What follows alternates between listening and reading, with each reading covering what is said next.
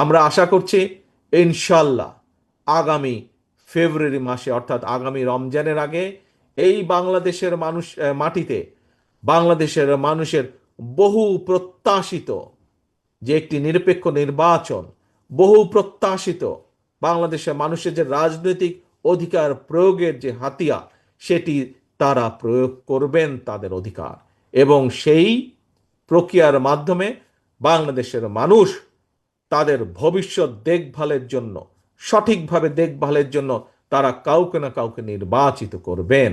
বিএনপির যে পরিকল্পনা দেশকে সামনে এগিয়ে নিয়ে যাওয়ার, মানুষের জীবনযাত্রা কিছুটা ভালো করার, এই পরিকল্পনা যাতে বাস্তবায়িত না হতে পারে তার জন্য কিন্তু ষড়যন্ত্র চলছে, ধীরে ধীরে তার জন্য ষড়যন্ত্র চলছে।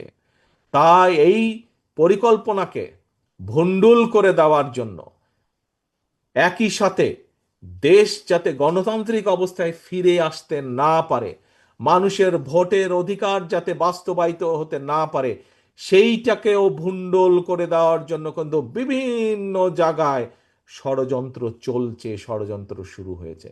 এই স্বৈরাচার পালিয়ে যাওয়ার কয়েকদিন পরে, মাস খানেকের মধ্যে আমি আপনাদের সাথে বসেছিলাম, বিভিন্ন জেলার নেতা কর্মীদের সাথে বসেছিলাম, এবং সেখানে আমি সেদিন বলেছিলাম যে আমাদের মধ্যে অনেকেই ভাবছেন আরে ভাই একটি প্রতিপক্ষ তো মাঠে নেই, কাজেই আগামী নির্বাচন কি আর অত কঠিন হবে?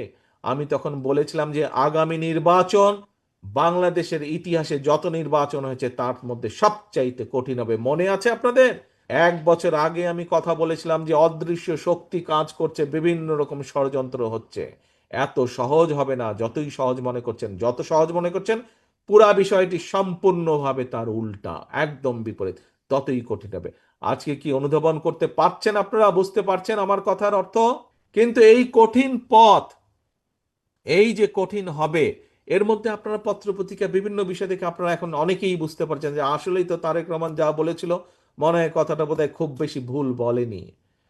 কিন্তু এই কঠিন পথ, সেই ষড়যন্ত্র ভণ্ডুল করা হোক, এবং আমাদের যে পরিকল্পনা 31 দফা, সেই অনুযায়ী দেশকে এগিয়ে নেওয়া যাওয়াই হোক না কেন, প্রত্যেকটি কাজ ইনশাল্লাহ আল্লাহর রহমতে আমরা সফল করতে পারবো।